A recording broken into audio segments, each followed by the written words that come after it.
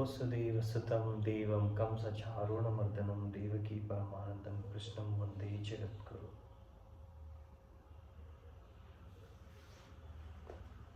ನಾವು ಇಂದಿನ ಶ್ಲೋಕದಲ್ಲಿ ಭಗವಂತನ ಅವತಾರಗಳು ಅಂದರೆ 3 ಅವತಾರಗಳು, ಆ 3 ಅವತಾರದಿಂದ ಏನೆಲ್ಲ ಸೃಷ್ಟಿಯಾಗುತ್ತೆ, ಆ ಸೃಷ್ಟಿಗೆ ಕಾರಣಕರ್ತ ಯಾವ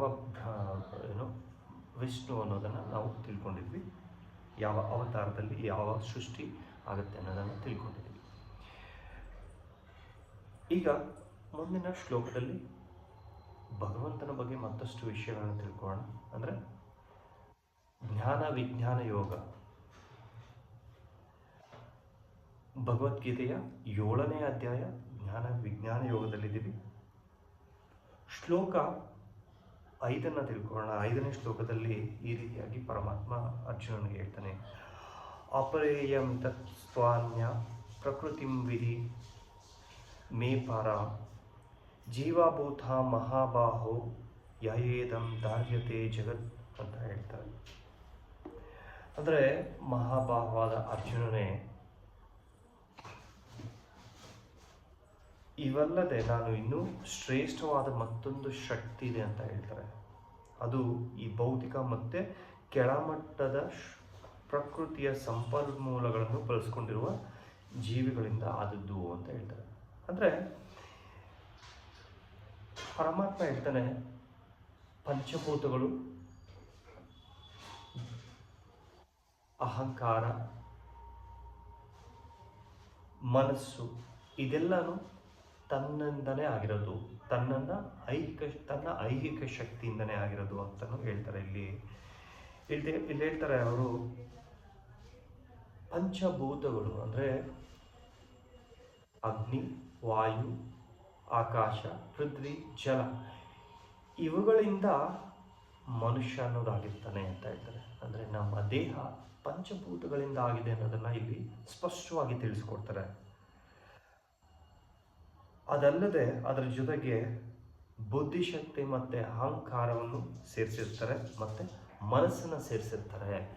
ಇದಿಲ್ಲದೆ ಮನುಷ್ಯನ ರೂಪ ಅಥವಾ ಮನುಷ್ಯ ಅನ್ನುವ ಒಂದು ಜೀವಿ ಇರೋದಿಲ್ಲ ಅನ್ನೋದನ್ನು ಇಲ್ಲಿ ಹೇಳ್ತಾರೆ. ಮನುಷ್ಯ ಅಥವಾ ಜೀವಿ ಅನ್ನೋದನ್ನು ಇಲ್ಲಿ ಯಾರು ಇರೋದಿಲ್ಲ ಅನ್ನೋದನ್ನು ಇಲ್ಲಿ ಸ್ಪಷ್ಟವಾಗಿ ಹೇಳ್ತಾರೆ.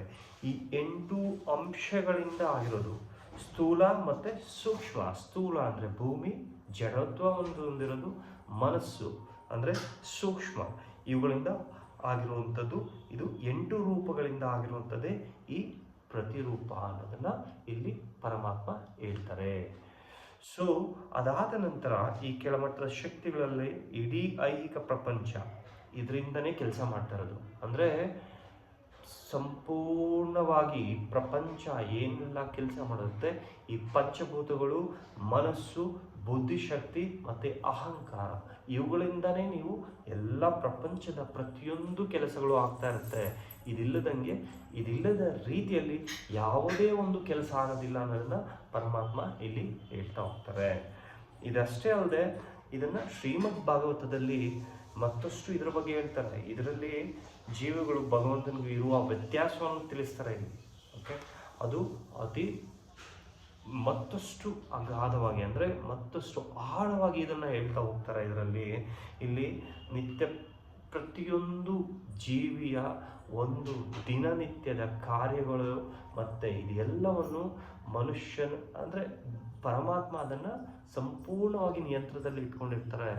ಸೊ ಅದಲ್ಲದೆ ಇನ್ನೊಂದು ಅತಿ ಮುಖ್ಯವಾದ ಒಂದು ಗುಹ್ಯವನ್ನು ಹೇಳ್ತಾರೆ. ಅಂದರೆ ಏನು ಅಂದರೆ ಪಂಚಭೂತಗಳನ್ನು ತನ್ನ ಹಿಡಿತದಲ್ಲಿ ಇಟ್ಟುಕೊಂಡಿರ್ತಾರಲ್ಲ ಆ ಜೀವಿ ಅಥವಾ ಆ ಪ್ರಾಣಿ, ಅದು ಶಕ್ತಿಶಾಲಿ. ಅಂದರೆ ಪಂಚಭೂತಗಳೇ ಮಹಾ ಅದ್ಭುತವಾದಂಥ ಒಂದು ಶಕ್ತಿ. ಅವುಗಳನ್ನು ತನ್ನ ಹಿಡಿತದಲ್ಲಿ ಇಟ್ಕೊಂಡಿರುವಂಥದ್ದು ಒಂದು ಜೀವಿಯನ್ನು ಅದು ಇನ್ನೂ ಉತ್ತಮವಾದ ಶಕ್ತಿ ಅನ್ನೋದನ್ನು ಅವರು ಇನ್ನೂ ಶಕ್ತಿಶಾಲಿಗಳು ಅನ್ನೋದನ್ನು ಇಲ್ಲಿ ಪರಮಾತ್ಮ ಶ್ರೀಕೃಷ್ಣ ಪರಮಾತ್ಮ ಅರ್ಜುನನಿಗೆ ಹೇಳ್ತಾರೆ. ಸೊ ಮತ್ತಷ್ಟು ವಿಷಯಗಳನ್ನ ಮುಂದಿನ ಶ್ಲೋಕದಲ್ಲಿ ತಿಳ್ಕೊಳ್ಳೋಣ. ಶ್ರೀಕೃಷ್ಣ ಪ್ರಣಮಸ್ತು. ಹರಿ ಓಂ ತತ್ಸತ್.